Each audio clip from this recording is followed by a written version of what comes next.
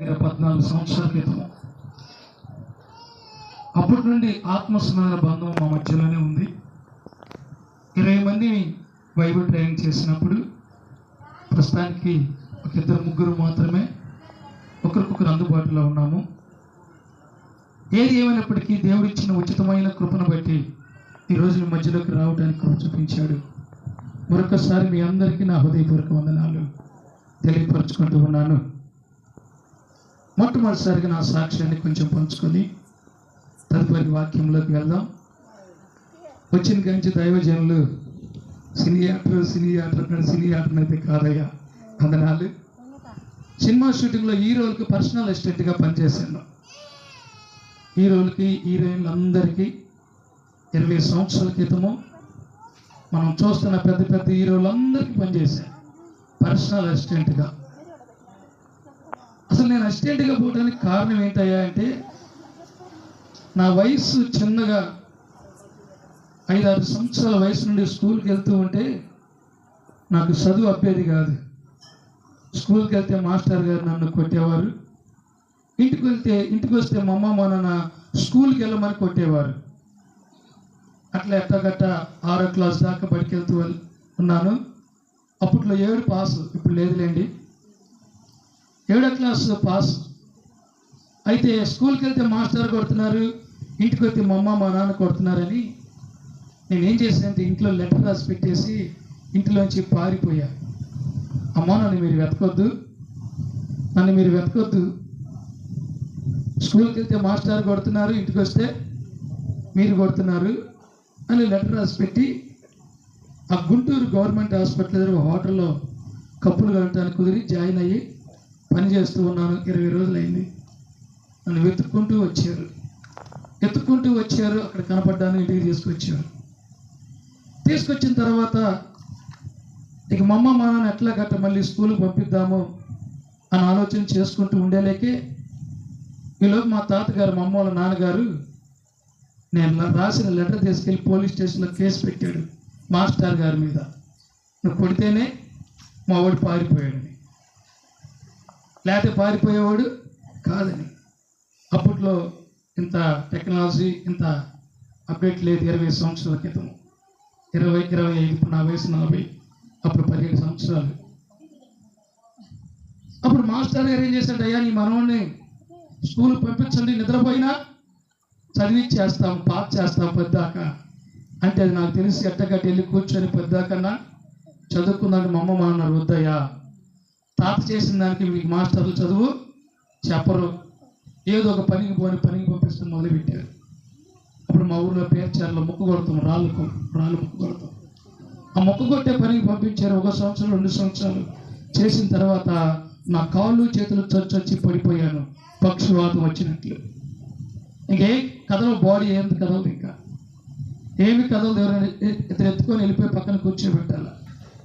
అన్నం తినాలన్నా రసం కలిపి నోట్లో పోయాలి. ఇక్కడ గవర్నమెంట్ హాస్పిటల్ తీసుకొచ్చారు. అరవింద్ బాబు గారు హాస్పిటల్కి నరాల స్పెషలిస్ట్, ఎముకల స్పెషలిస్ట్ అని తీసుకొస్తే ఆయన బాడీ అంతా చెక్ చేసి, అయ్యా మ్యాండ్రికం ఇలా వస్తుంది, ఇతను కోలుకోవటము కష్టము, మా అమ్మ మ్యాండ్రికం, లైఫ్ లాంగ్ మంచంలోనే కోలుకోవటం కష్టం అన్నారు. అంతేకాకుండా మా తాతగారు అప్పట్లో రాజకీయాల్లో తిరిగేవాడు. ఆరోగ్య శాఖ మంత్రిగా ఉన్న కోళ్ళ శివప్రసాద్ గారితో పాటు కూడా కొంచెం టచ్లో ఉండేవాడు. ఆయన రికమెండేషన్ తీసుకొని ఒక 2 కవల పిల్లలు అతుక్కొని ఎదురుబాలు పుడితే గవర్నమెంట్ హాస్పిటల్ అమెరికా నుండి ఒక డాక్టర్ వచ్చాడు, ప్రత్యేకంగా వాళ్ళని ఆపరేషన్ చేసి విడదీయటానికి. ఆయన రికమెండేషన్ లెటర్ తీసుకుని అక్కడ తీసుకెళ్ళిపోయారు. ఆయన కూడా అదే మాట చెప్పాడు, ఇతను లైఫ్ లాంగ్ మంచంలోనేనయ్యా, కోలుకోవటము కష్టము, కోలుకోవటం కష్టం, లెగోడు ఇతను అని చెప్పారు. వచ్చాను. ఆ రోజు నైట్ ఉన్నాను. ఆ రోజు మేము చిన్నప్పటి నుండి సండే స్కూల్కి వెళ్తాను, ప్రార్థనకి వెళ్తాను. ప్రభువా ఏంటైనా నా పరిస్థితి, చిన్న వయసు 18-19 సంవత్సరాల వయసులో ఇలా అయిపోయింది, ఏంటి నాయనా అని చెప్పేసి నేను ఏడుస్తూ ఉన్నాను. ఒకరోజు ఉదయాన్నే లేకే అంత కాళ్ళు చేతులు మొత్తం ఏడపడిపోయినట్టు ఉండేలేకే ఇక మా నాన్న వచ్చి లేచి కూర్చోబెట్టాడు. ముఖం కడిగాడు, అన్నం పెట్టాడు, వాళ్ళు పనులకు వెళ్ళారు. కరెక్ట్గా 12:01 అవ్వగలే నా బాడీ అంతా నార్మల్ అయిపోయింది. దానికి స్తోత్రం. ఎట్లా అయిపోయింది? నార్మల్ అయిపోయింది. నార్మల్ అంటే ఇప్పుడు ఎట్లా ఉన్నానో అట్లానే అయిపోయింది. చిన్న వయసు కదా. ఇంకా అప్పుడు ఏం చేసేవాడిని అంటే పిల్లలతో పాటు ఆ కోతి కొమ్మొచ్చన, ఆ గోళీలాటని ఇక అట్లా ఆటలకి వెళ్ళిపోతూ ఉండేవాడిని. మళ్ళీ సాయంత్రం ఇంటికి వచ్చేలాకే మా అమ్మ మన వచ్చేకి ఇంటికాడ మంచంగా ఉండేవాడిని. మళ్ళీ తిని పడుకునేలాకే మళ్ళీ తెల్లారేలాకే మంచంలో చొచ్చొచ్చి అంతే ఉండేవాడిని. ఏ రోజుకు ఆ రోజు అలాగనే చొచ్చొస్తుంది.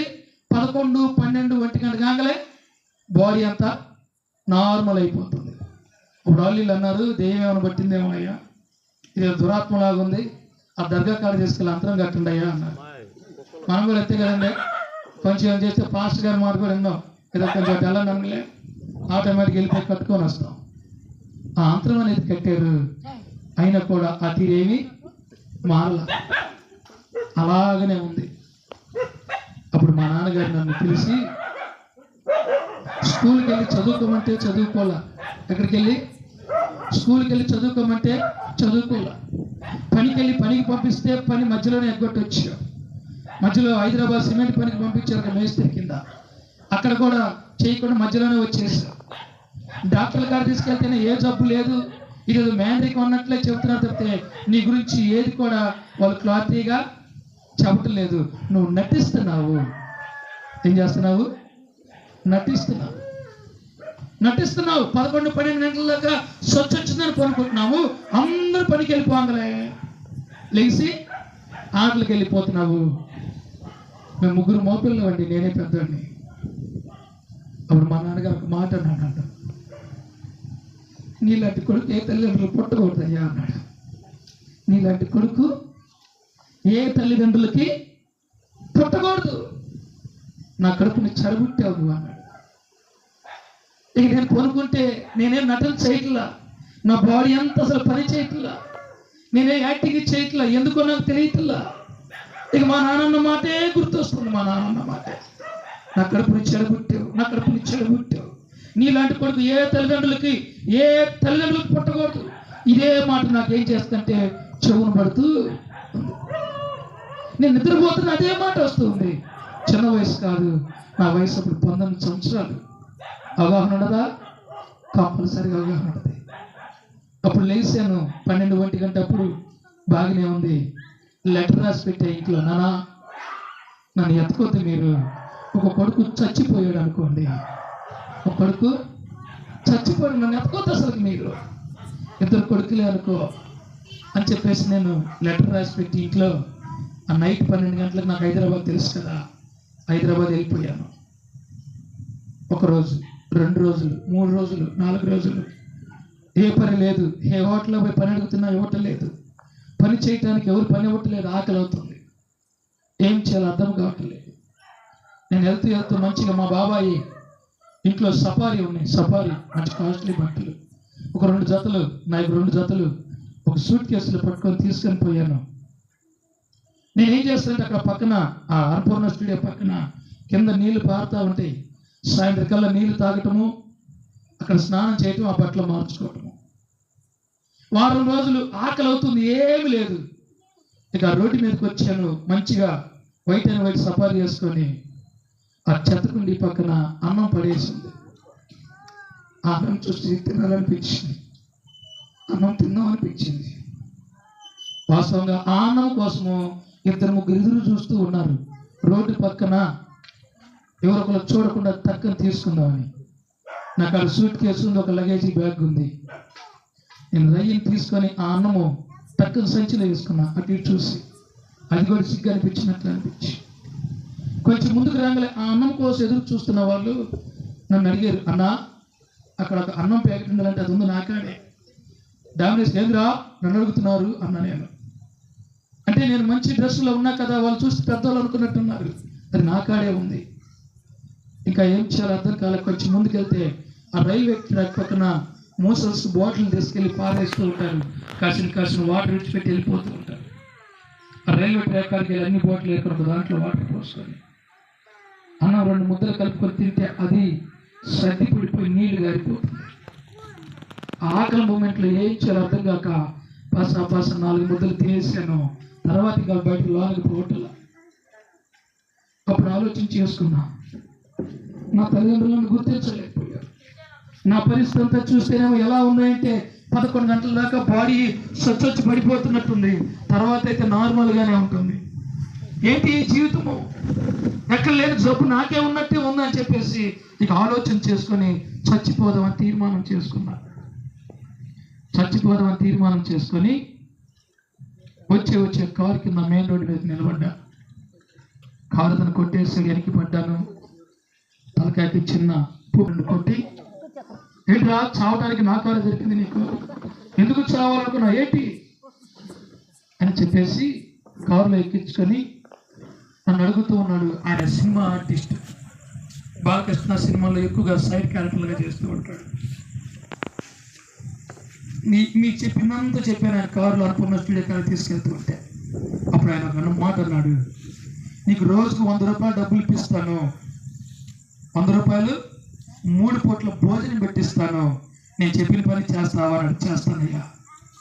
అయితే నా పరిస్థితి 11 ఒంటి గంట దాకా నా బాడీ నార్మల్గా ఉండదు అంటే ఆయన అన్నాడు, అసలు నువ్వు కలవాల్సిన పని లేదు, మంచంలోనే కొనుక్కో. ఆయనకు ఒక ఆఫీస్ ఉంది, అద్దె సామాన్ ఆఫీస్. ఇదిగో అద్దెకి ఎవరెవరు ఏ సామాన్ తీసుకెళ్తున్నారో వాళ్ళందరి చేత పేపర్ మీద రాపించు, వాళ్ళ ఫోన్ నెంబర్లు తీసుకో, మళ్ళీ వాళ్ళు వచ్చినప్పుడు ఏమేమి ఇచ్చారో అక్కడ టిక్కి పెట్టించుకో, నువ్వు కూర్చొని అది మాత్రము చేయాలి. నేను అట్లానే 1 నెల 2 నెలలు 3 నెలలు అట్లా చేస్తూ ఉన్నాను. చేస్తూ ఉంటే అక్కడ ఒక సంఘం ఉంటే ప్రార్థనకి వెళుతూ ఉంటే దేవుడు నాతో మాట్లాడుచున్నాడు. అక్కడ ఏమని మాట్లాడుతున్నాడు తెలుసా? ఇదిగో నేను పాస్టర్ గారిని చూస్తున్నాను, సంఘాన్ని చూస్తున్నాను, మందిరాన్ని చూస్తున్నాను, ఏడుస్తున్నాను, దుఃఖముతో ఏడుస్తుంటే ఇదిగో నీవు ఇంతకంటే గొప్ప కార్యాలు నువ్వు రానున్న కాలంలో చూడబోతున్నావు, ఎందుకు నువ్వు ఏడుస్తున్నావు? దేవుడు మాట్లాడుచున్నాడు. అప్పుడంతా అయిపోయిన తర్వాత దేవచ్చిన దగ్గర పోయి, ఏందయ్యా ఏ గొప్ప కార్యాలు, తల్లిదండ్రులు విడిచిపెట్టాను, వెళ్తలేని వాళ్ళు పట్టించుకోవడానికి విడిచిపెట్టేశారు, నా బ్రతికెట్టు అయిపోయింది అంటే దేవుడు నీ పట్ల గొప్ప కార్యాలు చేయబోతున్నాడని దైవజనులు చెప్పారు నాకు. అయితే అప్పటికి 1 నెల 2 నెలలు 3 నెలలు అయిపోయింది. అయిపోయిన తర్వాత మా నాన్నగారు లారీ డ్రైవర్ అయితే లారీ తోలుతూ నా కొడుకు ఎట్టిపోయాడా, నేను కోపంలో ఎందుకు అడిగాడు మాట అన్నానా అని ఆయన ఆలోచన చేస్తూ తోలుతూ ఉండేలాకే నైట్ ఎదురు 2 బరిగడ్లు 3 బరిగడ్లు వచ్చేలాకే ఆ బరిగడ్లు తప్పిస్తారు కానీ తీసుకెళ్ళి చెట్టుకు గుద్దేశాడు. ఈ కాలు కట్ అయిపోయింది. మా నాన్నకి హాస్పిటల్లో ఉన్నాడు. ఇక్కడ అరవింద్ బాబు గారు హాస్పిటల్లో ఉంటే నాకు ఫోన్ చేశారు, మీ నాన్నకి యాక్సిడెంట్ అయిందిరా అంటే నన్ను రప్పిస్తూ కోసం వాళ్ళు అబద్ధం చెబుతున్నానని నేను రాలేదు, నన్ను రమ్మంట కోసం వాళ్ళు అబద్ధం చెబుతున్నానని నేను రాలేదు. 3 నెలలు హాస్పిటల్లోనే ఉన్నారు మా నాన్నగారు. 3 నెలల తర్వాత వాళ్ళు ఫోన్ చేసి చెప్పారు. అప్పుడు వస్తే మళ్ళీ మా నాన్న ఏమన్నాడు తెలుసా? ఎందుకయ్యా నేను చచ్చానో బతికానో చూద్దామని వచ్చావా అన్నాడు. నేను చచ్చానో బ్రతికినో చూద్దామని వచ్చావా? ఈ యాక్సిడెంట్ కేవలం నీ వల్లే అయింది. నా కొడుకు ఎడిపోయాడని ఆలోచనలో నేను బండి తోలుతూ ఉన్నాను, అనుకోకుండా గేదెలు ఎదురొచ్చేలాగా చెట్టు గుట్టాను, కేవలం నీ వల్లే ఎట్లయింది. నెలకే డబ్బులు తీసుకొచ్చావు 10,000, ఎందుకయ్యా నీ డబ్బులు నా కొద్దిగా తీసుకొని పో అన్నాడు. మా అమ్మ చేతిలో ఇచ్చి ఇంటికి నుంచి వచ్చేసాను. మళ్ళీ హైదరాబాద్ వెళ్ళిపోయాను. అక్కడ దగ్గర 12 సంవత్సరాలు 13 సంవత్సరాలు ఉన్నాను. బాగా సంపాదించాను. రోజుకు 5,000, 10,000, 20,000, 30,000 ఒక్క రోజుకి వచ్చి ఆదాయం. అంటే అట్టు సంపాదించానో చెప్పకూడదు, అట్టు సంపాదించాను. మనం ఎంత కావాలంటే అంత పంపిస్తూ ఉన్నాను ఇంటికి. విచ్చలవిడి లైఫ్, ఎంజాయ్ లైఫ్. ఈ కాళ్ళు చేతులు చొచ్చు అనేది ఎడిపోయిందో కూడా తెలియదు. తాగటము, తినటము, తిరగటము, ఇక నాకు చెప్పేవాడు లేడు. నా ఫ్రెండ్స్ అందరూ వాళ్ళే. నా వయసు దగ్గర 3 సంవత్సరాలు వచ్చింది. అప్పుడు మళ్ళీ చచ్చి పడిపోయి హైదరాబాద్. అప్పుడు నాకు ఏమి లేదు, బొమ్మానంగా ఉంది. అప్పుడు మళ్ళీ అదే చచ్చి పడిపోయా. అప్పుడు దాకా మా ఇంటికి డబ్బులు పంపిస్తూ ఉన్నాను, మధ్యలో వచ్చిపోతూ ఉన్నాను. అప్పుడు మా నాన్నగారు, నాన్న ఇలా వచ్చింది నాన్న అప్పుడు వచ్చినట్లు అంటే ఇంటికి తీసుకొచ్చారు. ఇంటికి తీసుకొచ్చిన తర్వాత వాళ్ళు కాడికి వెళ్తాను. వాళ్ళు అన్నారు, అయ్యా అంతకుముందు ఎప్పుడో వచ్చిందని చెప్తున్నారు, మళ్ళీ ఇప్పుడు వచ్చింది అంటున్నారు. ఇంక ఈసారి కోలుకోవటమో కష్టమే, అనవసరం. ఇంక మీ వాడిని హాస్పిటల్లో తిప్పడం అనవసరము, అది ఇది అని చెప్పేసి చెప్తూ ఉండేవాళ్ళకి ఇక మా నాన్న ఏడుస్తూ ఉన్నారు. ఒక దైవజనుడు అన్నారు, అయ్యా వివాహం చేయండి అయ్యా, 23 సంవత్సరాలు వచ్చినాయి, ఏం కదయ్యా చచ్చి పడిపోతుంటే అలాంటి వాడికి వివాహం ఎట్లా చేస్తాం, ఏం కాదు వివాహం చేయండి దేవుడే కార్యం చేస్తాడు అని దైవజనుడు ధైర్యపరిచాడు. చచ్చి పడిపోయాడికి ఎవరైనా వివాహం చేస్తారండి? తల్లిదండ్రులు కూడా అంతేగా, తన బిడ్డలు బాగోకపోయినా ఏదో రకంగా మనం బాగు చేసుకోవాలనే చూస్తారు. దైవజనుడు మాట చెప్పాడని చెప్పేసి ఇక నాకు సంబంధాలు చూస్తూ మొదలుపెట్టారు. ఇక్కడ రొంపసారి ఒక ఊర్లో ఒక అమ్మాయి చూశారు, చూసుకున్నా నచ్చేం అయిపోయింది. వాళ్ళు నా కోసం వచ్చారు, ఎంక్వైరీ చేస్తారు కదా, ఎంక్వైరీ కోసం వస్తే వాళ్ళు వీళ్ళు అన్నారు, కొంచెం మనం గెట్టినోళ్ళు లేకపోతే మనం అంటే పన్నోళ్ళు అని అన్నారు. వాడికి ఎవడైనా పెళ్ళి ఇచ్చేది, యాడ పడతాడు చొచ్చొచ్చి పడిపోతాడు, పిడుసుల్లో కొడితే వాడికి నోటం నురుగొచ్చింది పడిపోతాడు, వాడు కోలుకోవడం కష్టము. తెలిసినోడు ఎవడు వాడికి పిల్లనెవరో. మీరట్టు వచ్చారు అయ్యా నెలకే. వాళ్ళు వెళ్ళిపోయారు. వెళ్ళిపోయిన తర్వాత మా నాన్న బాధపడుతున్నాడు. మా నాన్న మా ఊరిలో సంఘ పెద్ద మాల కుల పెద్ద సంఘానికి డెలికేట్ అని మా నాన్నే. ఆయన ఏమన్నా తెలుసా, ఈడు వల్ల ఫస్ట్ నుండి ఇప్పుడు వరకు కూడా నాకు అన్ని అవమానాలు తప్పితే ఏది కూడా తలెత్తుకునే విధంగా లేదు. మమ్మల్ని అంటున్నాడు, పాస్టర్ గారు చెప్పాడు నువ్వు అంటున్నావు ఏంటి అని మా నాన్న అంటూ ఉంటే, మమ్మందయ్యా అంతకన్నా మంచి సంబంధం దేవుడు ఇస్తాడేమో, అందుకే దేవుడు అది చెడగొట్టాడేమోలేయా అని మమ్మల్ని ఇంకో సంబంధం చూసాము. వివాహంకి సిద్ధపడ్డాము, అన్నీ అయిపోయింది, కట్నాలు తీసుకున్నారు, అన్నీ అయిపోయింది, పెళ్లి పెట్టేసుకున్నాము, పందిర్లు వేసాము, అన్నీ చేసాము. పెళ్లి కూతురు వచ్చి పక్కింట్లో దిగింది. 9ంటికే నేను సచ్చొచ్చి మంచంలోనే ఉన్నాను. నేను సచ్చొచ్చి మంచంలో కొనుక్కొని ఉన్నాను.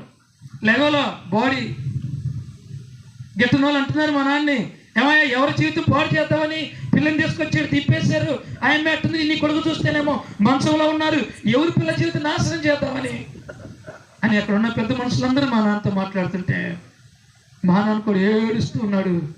నన్ను మంచంలో బొనుకబెట్టి మంచం పట్టుకొని ఇంట్లో బొనుకబెట్టి తీసుకెళ్ళి నా చుట్టూ ఉండి ఏడుస్తూ ఉన్నారు. నేను కూడా ఏడుస్తూ ఉన్నా, ప్రభువా నేను చేసిన పాపములు, నేను చేసిన దోషములు అయ్యా ఇదిగో మధ్యవర్తిగా ఉన్నా ప్రభువా, అయ్యా దోషములు నా జీవితాన్ని నాశనం చేస్తున్నాయేమో, నన్ను జ్ఞాపకం చేసుకోయా, నన్ను కనుక ఇప్పుడు కనుక లేపితే నీ సేవలోనే ఉంటానయ్యా, నీ సేవ చేస్తానయ్యా, నీ కొరకు నేను బ్రతుకుతానయ్యా అని ఏడుస్తూ ఉన్నాను. ఏడుపు ఎట్లా తెలుసా, మమ్మ ఏడుపు, నా ఏడుపు, మా నాన్న ఏడుపు మొత్తం ఏడుస్తూ ఉంటే మా నీళ్లు పారి ఆ మూలన గడప కాడ అని నిలబడి అండి అట్టే ఏడుస్తూ ఉన్నాం. 5 నిమిషాల పరిశుద్ధాత్మ దేవుడు ఆశ్చర్యకరంగా నా కాళ్ళు చేతులు నార్మల్గా తీసుకొచ్చాడు. ఎవరికి స్తోత్రం, నార్మల్గా తీసుకొచ్చాడు. 5 నిమిషాలు. ఇప్పుడు నా పెళ్ళి 16 సంవత్సరాలు. అప్పటి నుండి ఇప్పటికీ పరిశుద్ధాత్మ దేవుడు ఏ రోజు కూడా అది నా వైపుకి రానివ్వాలి. దేవునికి స్తోత్రం, హల్లెలూయా. ఎందుకు ఈ సాక్ష్యాన్ని మధ్యలో పంచుకుంటున్నానంటే, నేను ఎంతో చదువుకోలేదు, కానీ దేవుడు ఒక వ్యక్తిని నిలబెట్టాలనుకుంటే ఎక్కడున్నా ఉండవారు తీసుకొచ్చి ఇక్కడ నిలబెడతాడు. అప్పుడు నేను వాక్యం చెప్తున్నప్పుడు పరిశుద్ధాత్మ దేవుడు దైవజనులతో మాట్లాడుతున్న మాట నాకు గుర్తొస్తూ ఉంది. ఇదిగో నువ్వు ఇంతకంటే గొప్ప కార్యాలు చూస్తావు అన్నాడు.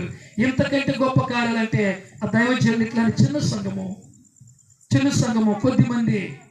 అయితే దేవుడు ఇక్కడికి వచ్చి నాకు పెద్ద సంఘాన్ని ఇచ్చాడు, చాలా మంది జనాన్ని ఇచ్చాడు. బైబిల్ ట్రైనింగ్ చేసే తమ్ముడు నేను. నిజముగా తమ్ముడు అక్కడ ట్రైనింగ్ చేసినప్పుడు చిన్నవాడే కదా, అన్నయ్యనే అంటాడు. కొన్ని లోటుపోట్లు ఉన్నా కూడా గదియేవాడిని, అరే అనేవాడిని, కొడతానికి వెళ్ళేవాడిని. అయినప్పుడు కూడా అన్నయ్య అన్నయ్య అన్నయ్య అంటూనే ఉండేవాడు. మా మధ్యలో ముగ్గురము. ఈ బెదరొకడు దావీదు బెదరని ఉప్పరపాలెంలో ఉన్నాడు, అతను కూడా పరిచయం, అతను కూడా మంచి సంఘము. ఒకసారి ఇట్లా ట్రైనింగ్కి వెళ్ళినప్పుడు అక్కడే చొచ్చి పడిపోయాను, అంతే. పడిపోతే లైట్గా ఆ దావీదు బెదరని అతను నన్ను పట్టుకెళ్ళి తీసుకెళ్ళి శుభ్రంగా స్నానం చేయించి ముఖం తిరిగి పనుకోబెట్టి చాలా చేశాడు. ఇప్పటికీ నన్ను అన్నా అని కలవరిస్తూనే ఉంటాడు, ఆత్మసంబంధం కొనసాగుతూనే ఉంటాడు. ఇది చెప్పేవాళ్ళు చూసే వాళ్ళకి ఎలా ఉంటుందంటే వినేవాళ్ళకి కూడా ఎటకారంగా ఉన్నట్టుంటుంది. ఇదేంటి ఆయన 11 గంటల దాకా బాడీ అంతా చచ్చి పడిపోవడం, తర్వాత విచిత్రం ఉంటుంది కదా. డాక్టర్లు అన్నారు విచిత్రమైన జబ్బులు 500 జబ్బులు ఉన్నాయ్యా. ఏ జబ్బులు అంట? విచిత్రమైనవి, డాక్టర్లకు కూడా అంతు పట్టని జబ్బులు 500 జబ్బులు ఉన్నాయి. నా జబ్బుకు మందే లేదు. దేవుడికి స్తోత్రం. హల్లెలూయా. ఎవరయ్యా ముందంటే దేవుడే నా జబ్బుకి మందు. ఈ రాత్రికాల సమయంలో ఈ సాక్ష్యాన్ని పంచుకోవడానికి పరిశుద్ధాత్మ దేవుడు కృప చూపించాడు. ఇవాళ మంచిగా దేవుడు ఆశ్చర్యకరంగా మార్చాడు. బైబిల్ ట్రైనింగ్ చేస్తూ ఉన్నప్పుడు ఆ దైవజనులు సంఘం మందిరం కట్టిస్తా అన్నారు. ప్రార్థన చేయి, దేవుడు ఎవరు దర్శనం చూపిస్తే వాళ్ళకి మందిరం కట్టిస్తా అన్నారు. పరిశుద్ధాత్మ దేవుడు వాళ్ళకి నన్ను దర్శనంగా చూపించాడట. 3 లక్షలు అమెరికా డబ్బులు నాకు ఇచ్చారు. ఎవరికి స్తోత్రం. బైబిల్ ట్రైనింగ్ అయిపోయిన తర్వాత 3 లక్షలు అమెరికా డబ్బులు నాకు ఇచ్చారు. 3 లక్షలు నా సొంత డబ్బులు వేసుకున్నాను. 6 లక్షలు పెట్టి మంచిగా 5 సంవత్సరాల క్రితమే మందిరం కట్టుకోవడానికి దేవుడు కృప చూపించాడు. అప్పటి నుండి ఇప్పుడు సేవ చేస్తూనే ఉన్నాను. మంచిగా నాకు 2 ఆడపిల్లలు, ఒక పాపకు 16 సంవత్సరాలు, ఒక పాపకి 7 సంవత్సరాలు, ఇద్దరి మధ్య 7 ఇయర్స్ గ్యాప్. చూడు, దేవుడు ఒక వ్యక్తిని నిలబెట్టుకోవాలనుకుంటే ఏ విధంగా అయినా నిలబెట్టుకుంటాడు. అనేక సందర్భంలో దేవుడు ఈ సందర్భం నిలబెట్టుకొని ఆయన వాక్యం ద్వారా, సాక్ష్యం ద్వారా మాట్లాడుకోవడానికి ఎందుకు పనికిరాని వాడిని తీసుకొచ్చి నిలబెడతాడు. ఆ రోజు చెత్తకుండలో పడేసిన అన్నం తిన్నాను, ఈ రోజు అనేక మందికి భోజనం ఏర్పాటు చేసేవాడిగా ఉంచాడు. దానికి స్తోత్రం. హల్లెలూయా. ఆ రోజు కన్నీరు తలిపిస్తూ ఉన్నాను, ఈ రోజు ఆర్థిక ఇబ్బందులు ఉన్న వాళ్ళకి సహాయం చేసేవాడిగా దేవుడు ఉంచాడు. గమనించండి ప్రభునందు దేవుని బిడ్డలారా, తెలుసుకో. ఈ రాత్రికాల సమయంలో నీవు నేను కూడా దేవుడు ఏమాత్రం నిర్లక్ష్యం చేయకుండా ప్రతి ఒక్క విషయంలో ఆయన వైపు చూస్తే ఆయన ఏమాత్రం త్రోసివేసేవాడు కాదు. మంచిది. కొన్ని మాటలు నాకు ఇచ్చిన సమయంలోనే జ్ఞాపకం చేసుకున్నాం. మత్తయి సువార్త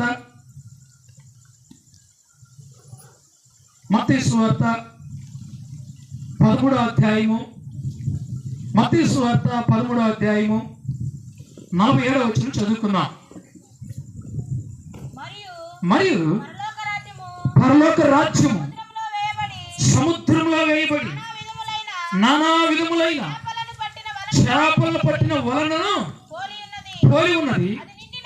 అది నిండినప్పుడు వాటిని దరికిలాగి కూర్చుండి మంచి వాటిని గంపలో చేర్చి చెడ్డ వాటిని బయట పారవేయుదురు. చాలండి. చూడండి, ఈ మాటలు మీరు ఎన్నో సందర్భాల్లో వినుంటారు. ఎంతో మంది దైవజనులు బోధించుంటారు. క్లుప్తంగా షార్ట్ కట్లో నేను కొన్ని మాటలు మీకు వివరిస్తాను. సముద్రం అనగా లోకము, వల అనగా వాక్యము, దరి అనగా సంగమం. సముద్రం అనగా చెప్పాలా లోకము. మీరు మిరగాయలకు వెళ్తారమ్మా? ఉన్నాయా మీ ఊర్లో మిరగాయలు? ఇప్పుడు కాదు, తర్వాత ఉంటాయి కదా. ఉదాహరణకి ఒక సీరియల్ మనం చూడాల, ఏం చేయాల? నైట్ సీరియల్ చూడాల, తెల్లారిపోతున్న అక్క నేను చూడలేదు చెప్పక్క. ఇవి చదువుతున్నప్పుడు ఆమె ఏం చేస్తుంది అంటే ఏదో కొంచెం ఆడవాడు కొత్తలు కొట్టలేంటే ఏం దేవుడు కట్ట అంటారా లేదా? భౌతిక సంబంధమైన వాటికే తెలివిస్తూ ఉంటే మరి ఆత్మ సంబంధమైన మాటలు నువ్వు వింటున్నట్టు ఉంటున్నావో తెలియాలంటే మీరు రిప్లై ఇవ్వాలి కదా. అలా కూర్చొని ఉంటే మీరు వింటున్నట్టు ఉంటున్నారు నాకే అర్థమైంది. లోక సంబంధమైన వాటికన్నా ఆత్మ సంబంధమైన వాటికి ఎక్కువ విలువ ఇవ్వాలి. ఇప్పుడు కొన్ని చేపలంట లాగబడ్డవి, మంచివి గంపలు వేయబడ్డవి, చెడ్డవి తీసి పారవేయబడ్డవి. ఈ గ్రామంలో ఎంతో మంది ఉన్నారు, కొంతమంది మాత్రమే ఒక దరికి లాగబడ్డాము. ఈ లాగబడ్డ వాళ్ళు ఎంతమంది గంపలు వేయబడతారు, ఎంతమంది తీసి పారవేయబడతారు. మంచివి మాత్రమే గంపలు. ఏంటి అంట? మంచివి మాత్రమే నమ్మలేరు, చెడ్డవి కాదు. చెడ్డవి ఏం చేస్తాయి అంట? తీసి పారవేయబడతాయి. నేను అన్నీ చూపించిన రిఫరెన్స్లు కూడా మీకు షార్ట్ కట్లో చదువుతా. మీరు ఎత్తబడే చేప తీసి పారవేయబడతాయి. దేవుడు ప్రకటించిన నినివే పట్టణం వెళ్ళకుండా తర్షీషు వెళ్తున్నాడు. ఎక్కడికి? తర్షీషు వెళ్తున్నాడు. అప్పుడు ఏం చేశాడు? ఎత్తి సముద్రంలో పడవేశారు. పడవేశారా లేదా? ఏం పాస్టర్ గారు మేము ఎప్పుడు చూసామన్నారు చెబుతున్నారు. పడవేశారు. అప్పుడు దేవుడు చేపకి చదివించాడు, ఓ చేప, యోనాని ఎత్తి సముద్రంలో పడవేస్తున్నారు, నువ్వు వెళ్ళి మిగ అన్నాడు. ఆ సముద్రంలో పడవేస్తున్నప్పుడు ఆకాశం నుండి వర్షం పడుతుంది, అలల చేత కొట్టబడుతూ ఉంది, ఆ పడవ అటు ఇటు అల్లాడిపోవచ్చు ఉంది. ఆ మూమెంట్ లో చేపలన్నీ ఏం చేస్తాయంటే ఎక్కడో వెళ్ళి సముద్రంలో అడుగునా దాక్కుంటాయి. ఎక్కడ పైకి వస్తే అలల చేత కొట్టబడి చేప చచ్చిపోతుంది. అప్పుడు దేవుడు చేపని సెలవిచ్చాడు, ఓ చేప, నువ్వు పోయి యోనాని మింగు అనగానే ఈ చేప, లేదు ప్రభువా, బయట అలలు వస్తున్నాయ్యా, కొట్టితో చచ్చిపోతానయ్యా, నేను వెళ్ళనయ్యా అని అనలా. అనలా. అక్కడ మనం చదువుకుంటూ ఉంటే ఆ చేప అంట యోనాని ఎత్తి ఎప్పుడు పడవేస్తారా, ఎప్పుడు మింగుదామా, ఎప్పుడు పడవేస్తారా, ఎప్పుడు మింగుదామని దాని చుట్టూ తిరుగుతూ ఉంటే ఒక్కొక్క వస్తువు ఆ పడవ తేలికవడం కోసము తీసి కింద పడవేస్తున్నారంట. పడవేస్తున్నప్పుడు నేను ఆ మాటలు చదువుతున్నప్పుడు నాకు కన్నీరు దుఃఖం ఆగలేదండి. ఎందుకో తెలుసా? అయ్యో, యోనానే పడేస్తున్నారు కదా, మిగుదామని రాగలే ఒక వత్తు ఎత్తి దాన్ని పడేసి ఉంటారు. అయ్యో, ఇది యోనాన్ని పడేస్తున్నారులే ఒక వస్తువుని ఎత్తి దాన్ని పడేసి ఉంటారు. అప్పుడు దాని ఒళ్ళంతా పగిలిపోయి, ఈ పంతా పగిలిపోయి అది ఎదురు చూస్తూ ఉండుంటది. ఎవరి కొరకు అండి? యోనా కొరకు. ఎందుకు? దేవుడు ఆజ్ఞ ఇచ్చాడు, నేను యోనాని మింగాల. చూడండి, ఎత్తబడే చేప లక్షణాలు ఎలా ఉంటాయంటే దేనికైనా సరే ఆత్మ సంబంధంగా వెనకాడకుండా ముందు కొనసాగటానికి ఏం చేస్తుందంటే ధైర్యం చేసింది. ఆ చేప కూడా, ప్రభువా, నువ్వు యోనాని మింగమన్నావు నాయనా, ఒకవేళ మింగకుండా చచ్చిపోతున్నాను, ఒకవేళ యోనాని మింగి ఒడ్డును కట్టేంత వరకైనా నాకు ఆయుష్యమయ్యా అని దేవుని వేడుకుంటుంది. ఆ చేప అది మింగి 3 రోజులు యోనాని ఎక్కడ ఉంచుకుందండి? కడుపులో ఉంచుకుందంట. ఎంతమంది దైవజనుల్ని, విశ్వాసులు దైవజనులు కడుపులో ఉంచుకుంటున్నారండి? చెప్పాలి. ఎంతమంది ఉంచుకుంటున్నారు దైవజనులు కడుపులో? ఆ యోనా కడుపులో ఉన్నప్పుడు ఆ చేప ఏమి తినలేదంట. ఏమి తినలేదంటే ఏది తిన్నా ఏమైపోతే యోనా ఆవిడతో పాటు అరిగిపోతాడు. కడుపులో ఆడితో పాటు అడిగిపోతాడని అది ఏం చేసిందంటే యోనా కొరకు 3 రోజులు ఉపవాసం ఉన్నట్టు చేప. అనిపిస్తుంది అందరూ చేపలు కొరకు మేము కొరక ఎవరి కొరకు అంటే దైవజనుడు కొరకు అది ఏం చేసిందంటే 3 రోజులు ఉపవాసం ఉందంట చేప. ఎత్తబడే చేప. ఎంతమంది మా పాస్టర్ గారి కోసము మేము ఉపవాసం ఉన్నాం పాస్టర్ గారు? ఒక్కరోజు అన్నా చెప్పండి. ఏం చేస్తుంది పాస్టర్ గారు? మా కుటుంబంలో బాగాలని మీరు ఉపవాసులు ప్రార్థన చేయండి. ఎవరు? ఆయన ఉపవాసం ఉండి ప్రార్థన చేయాలి. మీరందరూ బాధ వచ్చినా, ఇరుకు వచ్చినా, ఇబ్బంది వచ్చినా, కష్టం వచ్చినా, కన్నీరు వచ్చినా దైవజనుడు ఉపవాసం ఉండి ఎందుకు ప్రార్థన చేస్తారంటే మీరు బాగుండాలని, మీ కుటుంబాలు దీవెనకరంగా ఉండాలని, మీ కుటుంబాలు ఆశ్చర్యకరంగా మార్చబడాలని, అనేక మంది ఎదుట మీరు తలెత్తుకొని ఉండాలని దైవజనుడు ఉపవాసం ఉండి కన్నీరుతో ప్రార్థన చేస్తే ఒక్క విశ్వాసన్న దైవజనుడు కడుపులో దాచిపెట్టుకుంటారా అంటే ఏమంటే ఉన్నారా? అది ఎత్తబడే చేప. ఏ చేప? దానికి స్తోత్రం.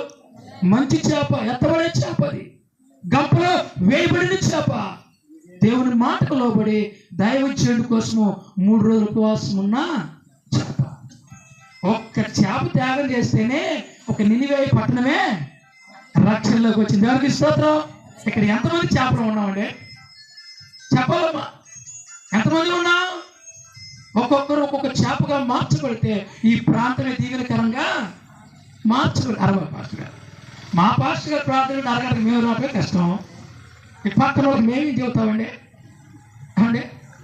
ఇప్పుడు ఒక గొర్రెలు కాపరి గొర్రెలు మేపుతున్నాడండి. ఎవరు మేపుతున్నాడు?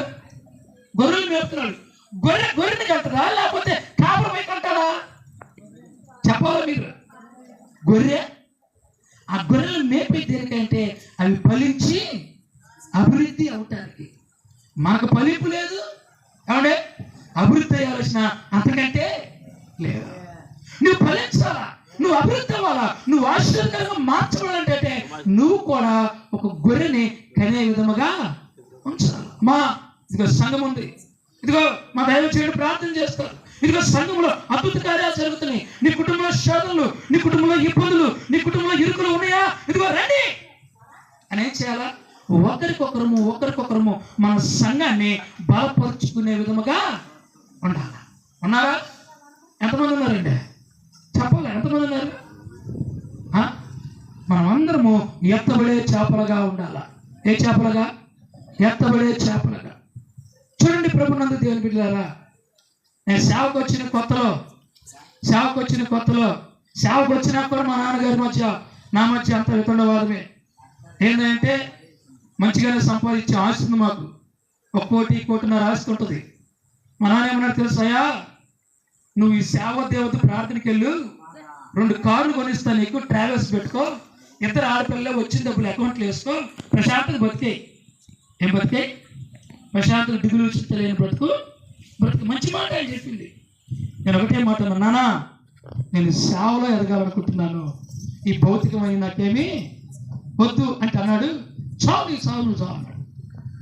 నీ సావు ఇప్పుడు కూడా నువ్వు మాట ఇంట్లో నేను సపరేట్గా మాది మంచి 3 స్టేర్ బిల్డింగ్, అది విడిచిపెట్టి ఇలాంటి రేకుల చెడ్డ అవుతుంది, దాంట్లోకి వచ్చేసాం. మా నాన్న విడిచిపెట్టేసి కేవలం దేవుని కొరకు. అవునే, కేవలం దేవుని కొరకు. తర్వాత ఎక్కడ పోయినా ఇప్పుడు నా గురించే మా నాన్నగారు చెబుతున్నాడు, ఎవరికి స్తోత్రం, అది గొప్ప విషయము. మన మమ్మ మనకి నేనే బాప్తీసం ఇచ్చాను, ఎవరికి స్తోత్రం, హల్లెలూయా, గొప్ప కార్యం. ఎందుకు సందర్భాన్ని జ్ఞాపకం చేస్తున్నంటే మన క్రియలు ఎత్తబడే చేపగా ఉండాలా, రుచికరముగా మార్చబడాలి. ఎత్తబడే చేప ఎక్కడదండి? రుచికరముగా. చివరిగా ఒక మన నార్మల్గా జరిగే విషయాలు నేను చెప్తున్నానండి. ఒక చేపను మనం సముద్రంలోకి వెళ్ళి అయితే చెరువులోకి వెళ్ళి తీసుకెళ్ళి పట్టుకొచ్చుకున్నప్పుడు ఇంట్లో వండుకున్నాము, లేకపోతే నేనే వెళ్తున్నాను, ఇది మా సంఘం ఇల్లు, మంచి చేప రుచికరంగా వాసన వస్తుంది. ఎట్టండి? మంచి సువాసన. అబ్బా మా సంఘస్థుల చేపల కూర వండింది, ఓ ముద్ద వేసి తెలియదు అని వెళ్ళి అడిగా. ఏమంటే సేవకుని గారు గౌరవిస్తారు. పాస్టర్ గారు మీరే వచ్చారని పెడతారు, మంచిది. మంచిగా వెళ్తే పాస్టర్ గారు మీరు వచ్చారని అన్నం వేశారు, ఒక చేపను వేశారు, అది నోట్లో పెట్టుకున్నాను నేను. అబ్బా ఎంత రుచికరంగా ఉందమ్మా అన్న. ఎట్టన్నా అబ్బా పది రుచికరంగా ఉందమ్మా, రుచికరంగా ఉందమ్మా అన్నప్పుడు ఆ చేప తిరిగి నాతో మాట్లాడింది అనుకో. ఏ చేప? నేను నోట్లో పెట్టుకున్న చేప. పాస్టర్ గారు ఆపా, చాలా ఆపా అని చెప్పింది. నేను రుచికరంగా నాన్న. ఈ రుచికరంగా ఉండడానికి నేను అంతకుముందు ఎక్కడున్నానో తెలుసా? ఆ ఊరు చెరువులో ఆ మురుకులో ఉన్నా నన్ను తీసుకొచ్చి ఇదిగో నాలో కోపాలు ఉంటే బండకేసి దమ నన్ను చచ్చిందా కొడుతుంటే ఎంత విలువలాడి కన్నీతో వినిపించారో నీకే తెలుసయ్యా. నన్ను ముక్కలుగా కట్ చేస్తూ నాలో ఉన్న వేస్ట్ అంతా తీసేస్తున్నప్పుడు నేను ఎంత ఏడ్చానో నీకే తెలుసయ్యా. ఇదిగో నన్ను నూనె వేసి తిప్పి ఉప్పు కారం వేసి తిప్పుతున్నప్పుడు విలువలా కన్నీతో ఎంత వినిపించానో నీకే తెలుసయ్యా. నేను ఎన్ని బాధలు పడితేనో ఇంత రుచికరముగా మార్చబడినో నీకే తెలుసయ్యా. నోట్లో పెట్టుకొని రుచిగా ఉన్నా అంటున్నావే. ఈ రుచిగా మార్చబడటానికి నేను గంపలో వేయబడ్డా. దేవుడికి స్తోత్రం. ఎక్కడ వేయబడ్డా? గంపలో వేయబడ్డా. నేను తీసివేయబడిన చేపలు కాదు. నువ్వు రుచిగా ఉందంటున్నావు. ఈ రుచిగా ఉండడానికి ముందు ఎన్ని కష్టాలు, ఎన్ని బాధలు, ఎన్ని నిందలు, ఎన్ని అవమానాలు పడ్డానో నాకు తెలుసయ్యా.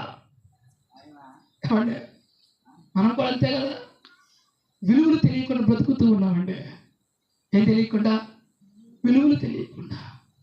నిజంగా చేపట్ట బాధలు వివరిస్తే ఎంత వేదన, ఎంత దుఃఖము, ఎంత కన్నీరు వస్తాయండి, ఎంత కన్నీరు వస్తాయి. నీవు నేను ఎత్తబడే చేపగా ఉండాలండి. ఏ చేపగా? చెప్పాలి, ఏ చేపగా? ఈ ఉపవాస కూడికలో పరిశుద్ధాత్మ దేవుడు తీర్మానం చేస్తున్నాడు. వచ్చామా, కూర్చున్నామా, పోయామా అన్నట్టు కాదు. ఎత్తబడే చేపగా ఉండాలా. సంఘాన్ని రోజుకి ఒక్కొక్కరుగా లేకపోతే సంవత్సరానికి కనీసం ఒక గొర్రెన విశ్వాసి కనే విధముగా ఉండాలా. నానాటికి బలాభివృద్ధి పొందుకోవాలా.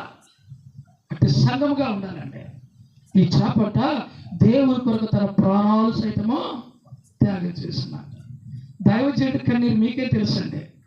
నేను లోకంలో ఉన్నప్పుడు వెచ్చలిడిగా సంపాదించే డబ్బులు అంటే వెచ్చలిడిగా సంపాదించి మీరందరూ మిరగాలకు వెళ్తారు కదమ్మా, పనికి వెళ్తారా? ఉదాహరణకు 300 కూలి. ఎంత? 300 కూలి. 300 కూలి అనుకోండి. 6 రోజులు పని చేస్తే 6 3 1800. ఆ పని చేసిన ఆయన, అమ్మా ఏమనుకోకుండా కొంచెం పొలంలో లాస్ అయ్యాను, 1500 తీసుకోండి అమ్మా అన్నాడు. అమ్మా మనం అందరూ విశ్వాసమే కదా, దానికి స్తోత్రం. ఎంత తీసుకోమన్నాడు? ఎంత? 1500 తీసుకోండి అమ్మా అన్నాడు. పర్వాలేదు అయ్యా, నష్టం వచ్చిందని 1500 ఇచ్చావు, ఈసారి అయ్యా అదే వాళ్ళు ఎంతమంది ఉన్నారమ్మా? మనం అనుకుందాం ఫ్రీగా, అలాగా 6 రోజులు కష్టపడి పని చేసుకొని మనం తగ్గినాయి అంట, లేకపోతే మాకు ఇస్తావా నువ్వు? 6 రోజులు పని చేసి నీ కష్టాజితం నీ రాకపోతే ఎంత బాధపడతామండి. దైవజనుడు ఇదిగో పని దొరికిందని ఒక ఇంటికి వెళ్ళి ప్రార్థన చేసి కన్నీటితో ప్రార్థన చేసి వాళ్ళు కానుక పెట్టగలే తీసుకొని చర్చితో రాగలే, అది 20 30 100 ఉందనుకోండి, ఏమండి మీరు అన్నట్టు చేద్దామా 100 పెట్టాం అక్కడ, ఏమా ప్రార్థన పెడితే 100 పెట్టేది ఏమండి? ఇంత సౌండ్ సిస్టమ్ పెట్టి నేను ఒక చోట కొన్నా, 2,00,000 పెట్టి సౌండ్ సిస్టమ్ కొన్నా. ఇంత 2,00,000 పెట్టి సౌండ్ సిస్టమ్ పెట్టి అంటే ప్రార్థన ఏర్పాటు చేస్తే ప్రార్థన అంతా అయిపోయిన తర్వాత భోజనాలు పెట్టుకుంది. తల్లి ఏం చేసింది? భోజనాలు పెట్టుకుంది, మంచిగా బంధుమిత్రులను జాకెట్ ముక్కలు పెట్టుకుంది, ఆవిడ అన్నీ చేసి చివరి అంటుంది, పాస్టర్ గారు మీకు లేవండి, ఎవరికో కాకుండా. ఎవరికి లేవంట? పాస్టర్ గారికి లేరు. నేను అన్నాను, అమ్మ పర్వాలేదు అమ్మా, సంఘంగా ఎవరికాడ ఏడుస్తారే పోయి, ప్రభువా నా కష్టానికి ప్రతిఫలం లేదయ్యా, ఇదిగో నా సంఘం అభివృద్ధి కావట్లేదయ్యా, ఇదిగో ప్రతి ఒక్క విషయంలో ఎనగబడిపోతుందయ్యా, ఒకసారి జ్ఞాపకం చేసుకో. నువ్వు దీవించబడాలంటే నువ్వేమి చేయాలంటే కష్టాజితాన్ని నువ్వు ఎలా గుర్తుంచుకుంటున్నావో దైవజనుడు పడే ప్రయాస కూడా నువ్వు గుర్తుంచుకోవాలా. చాలా మంది గుర్తుండదండి. ఈ పాస్టర్ గారు వాళ్ళు ఇంతే, ఇప్పుడు తన బిడ్డల గురించి ఆడోడు, తన కుటుంబం గురించి ఆడోడు, ఎవడు తన ఇల్లు గురించి ఆడోడు, ఎవరి గురించి చెప్తాంటయ్యా నా సంఘం బాగుండాలా, నువ్వు ఎత్తబడే చేపగా ఉండాలా. ఏ చేపగా? ఇవాళ చాలా మంది పెద్ద పెద్ద సేవకులు అవుతున్నారంటే ఆ సంఘంలో అనేక మంది ఎత్తబడే చేపలు ఉన్నాయి, ఆ సంఘంలో తీర్మానం చేసుకునే చేపలు ఉన్నాయి, ఆ సంఘంలో దైవజనుడు కొరకు తన ప్రాణాలు సైతం ఈ చేపలు ఉన్నాయండి. మనము కూడా నానాటికి బలాభివృద్ధి పొందుకోవాలి. మన సంఘము ఆశ్చర్యకరంగా దీవెనకరంగా మార్చబడాలంటే నీవు నేనేం చేయాలంటే ఎత్తబడే చేపగా ఉండాలా. ఆ చేప దేనికైనా సరే వెనకాలి. చివరి మాట చెప్పి ముగిస్తాను. మేము స్టార్టింగ్ హైదరాబాద్ పోయినప్పుడు ఖాళీ స్థలంలో గుడి చేసుకున్నాం, వేరే వాళ్ళ స్థలంలో గుడి చేసుకున్నాం. దానికన్నా ముందు మా సొంత స్థలం ఉంటుంటే అది ఒక గుడిసె. ఆ గుడిసె ఉన్నప్పుడు మా పక్కన ఒక ఆయన ఒక బిల్డింగ్ కట్టాడు. అప్పట్లోనే 25-30 సంవత్సరాల క్రితం బిల్డింగ్ కట్టాడు. బిల్డింగ్ కడుతూ మా తాతే, బయట కూడా కాదంటే మా నాన్న వాళ్ళ తాత, అన్నదమ్ముల పిల్లలు డాబా ఎక్కి గుడిక్కమంటే, అరే రాధారంగా తాగి చేస్తే నేను బీడి తాగి ఇట్టేస్తే నీ ఇల్లు కాలిపోతాను అంటాడు. డాబా మీద తిరుగుతా, చిన్నపిల్లలు మమ్మీ ఏడుస్తూ ఉంటుంది. అయితే ఆ బాధ భరించలేక పక్కన వాళ్ళ స్థలంలో అడిగి ఖాళీ స్థలంలో చిన్న గుడి చేసుకున్నాం, ఖాళీ స్థలంలో. అప్పుడు నేను హైదరాబాద్ వెళ్ళిన మూమెంట్ దేవుడు అంచెలంచెలుగా ఆశ్చర్యకరంగా మారుస్తూ ఉంటే మా నాన్న లోతరన్ సంఘం, ఏమనుకోతే పెట్టమనండి, లోతరన్ సంఘం వాళ్ళకి దశమ భాగాలు ఇట్లేం తెలియదు, కృతజ్ఞత కానుకలు ఎట్లా ఉంటే చెప్తే దశమ భాగాలు తీయటం తెలియదు. ఆ లోతరన్ సంఘం పాస్టర్ గారు నన్ను పిలుస్తాడు ప్రతిసారి వాక్యం చేయడానికి, వాక్యం చెప్తా ఉంటాను. ఇట్లానే వాక్యం చెప్పి అయిపోయిన తర్వాత మమ్మల్ని పిలిచి అది చెప్పగాకయ్యా, ఏం చేయగాక అట్టా చెప్పగాకయ్యా, మా తమ్ముడు ఇంజనీరింగ్ చదివాడు, జాబ్ వచ్చింది. చెప్పే గట్టిగా, అమ్మా నేను మనస్ఫూర్తి చెబుతున్నా, దైవజనుడిగా చెప్తున్నా, జాబ్ వచ్చింది, అవి తీసుకొచ్చి దేవుని మందిరానికి అన్నా. స్టార్టింగ్ మా వాడికి 6,000 జీతం హైదరాబాద్, 6,000 రూపాయలు తీసుకొచ్చి మా అమ్మ దేవుని సంఘ పాస్టర్ గారికి కరెక్ట్గా 2 నెలలు తిరగకుండానే 20,000 జీతం అయింది. ఎంత? 20,000 ఏం చేసిందంటే మా అమ్మ అనాథ పిల్లలు 10 మందిని తీసుకొచ్చి భోజనాలు పెట్టి వాళ్ళకి బట్టలు పెట్టి పంపించింది. కరెక్ట్గా 6 నెలలు తిరగకుండానే 1,00,000 రూపాయలు అయింది. ఎంత అయింది? మా వాడికి 1,00,000 రూపాయలు అయింది. జపాన్ వెళ్ళిపోయాడు, 1,00,000 రూపాయలు అయింది. ఇప్పుడు 1,00,000 రావాలా? 1,00,000 ఎవరికి ఇవ్వాలండి? 5,000 అంటే ఇచ్చింది, 20,000 అంటే ఇచ్చింది. 1,00,000 ఇవ్వడానికి మనసు అప్పట్లా, 1,00,000 ఇవ్వడానికి మళ్ళీ పాస్టర్ గారు పిలిచి నేను చెప్పే వాక్యం చెప్పలేక ఏమనుకున్నారు, ఇంకా నీ వదిలిపెడతలే మమ్మల్ని అనుకున్నాడు. పాస్టర్ గారు పిలిచి, పాస్టర్ గారు అంటే ₹1,00,000 కొత్తగా మందిరం కడుతున్నారు, 70 లక్షలు పెట్టి, ఇదిగో 40,000 ఒక మందిరానికి ఇస్తున్నాం. ఎంత? 40,000. నూతన చర్చి పాస్టర్ గారిని పిలిచి 20,000 నీకు ఇస్తున్నాం. మందిరానికి 40,000 చెప్పాలా పాస్టర్ గారికి? ఇంకెంత ఉన్నాయి? 40,000. మనకి పిలిచారు, మళ్ళీ పిలిచి ప్రార్థన చేసి 40,000 నా చేతిలో పెట్టింది. దానికి స్తోత్రం. అది కూడా చెప్పే వాక్యం. ఎందుకు తెలుసా? కొడుకును నాయి పెడతావా? నువ్వు పెట్టాల్సినవాడికి, నీ దైవచేయుడికి, నీ కొరకు ఏడ్చి ప్రార్థన చేసే దైవచేయుడికి ఇవ్వాల్సిన పోయి కొడుకుని నాకు ఇస్తావా? 40,000 ఎవరికి ఇవ్వాలా? దైవచేయుడికి ఇవ్వాలా? గమనించిన ప్రభునందు దేవుని బిడ్డలారా, ఎప్పుడైతే అట్లా ఇచ్చారో కరెక్ట్గా సంవత్సరం తిరిగే లోపల, ఇప్పుడు మా వాడు అమెరికాలో ఉన్నాడు, నెలకు వచ్చి 12 లక్షలు చాలు. ఎవరికి స్తోత్రం? హల్లెలూయా. ఎంత? 12 లక్షలు ఇప్పుడు చాలు. గమనించిన ప్రభునందు దేవుని బిడ్డలారా, దేవుని సంగమా, మా రెండో తమ్ముడు సివిల్స్ ప్రిపేర్ అయిపోయి రాస్తున్నాడు. దేవుడు గొప్పగా ఆశ్రయించాడు. ఎప్పుడైతే మనం తీర్మానం చేసుకోవాలా, ఏం చేయాలా? యాక్చువల్ మీద నేను పరిచర్యకి వెళ్తుంటే మా నాన్న బండి కొని ఇచ్చేసాడు. అంటే ఈ పరిచర్య చేస్తుంటే నేనేం చేశానంటే, పొలాలు పని చేస్తుంటే పొలాల్లో 15 లక్షలు అప్పు వచ్చినాయి. 15 లక్షలు మా నాన్న తీర్చేసాడు. ఎవరికి స్తోత్రం. దేవుడి కార్యాలు ఎలా ఉంటాయంటే, కంటికి కనిపించవు, చెవికి వినిపించు. నువ్వు ఎత్తబడే చేపగా ఉండాలి. ఏ చేపగా? ఎత్తబడే చేప లక్షణాలు ఏంటి? ఒకటి రుచికరము, చెప్పాలంట రుచికరము. దేవుడి సొంత తీర్మానం.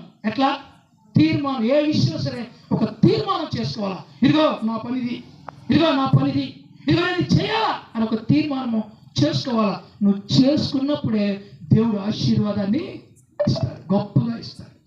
ఇప్పుడు ఆ మందిరానికి మా నాన్నగారు 3 లక్షలు ఇచ్చాడు. ఇప్పుడు ఆ కట్టుకునే మందిరానికి 3 లక్షలు ఇచ్చాడు. ఇంకా 20 లక్షల రూపాయల పని ఉంది, ఇంకా 5 లక్షలు ఇస్తానని తీర్మానం చేశాడు. దానికి స్తోత్రం. ఎందుకు ఈ సందర్భం చెబుతున్నా అంటే, మనం అందరూ ఎత్తబడాలి, దేవుడి రాజ్యంలో చేర్చబడాలి. నీ హృదయము ఎవరికి ఇవ్వాలి? దేవునికి ఇవ్వాలా. దేవునికి ఇచ్చినప్పుడు దైవజనుడు నీకు తెలిసింది. ఏమంటే ఎవరి విలువ తెలిసింది?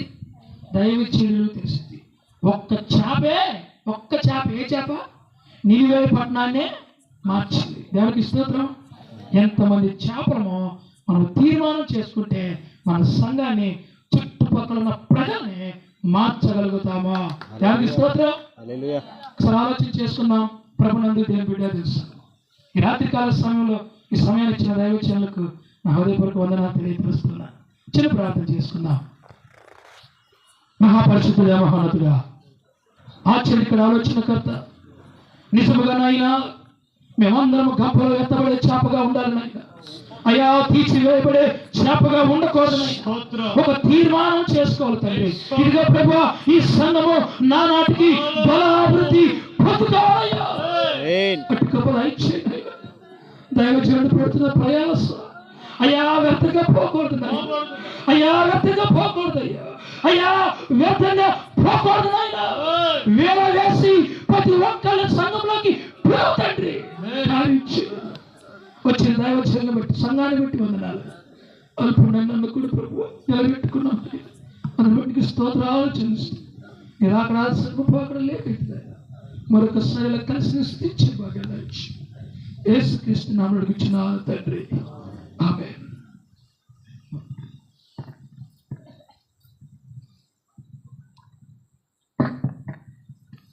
హల్లెలూయా. గట్టిగా చెప్తాం హల్లెలూయా, హల్లెలూయా. లక్షలు అని చెప్పాడు. నిజముగా దేవుడు అట్లాగే మనకు దయచేయను గాక.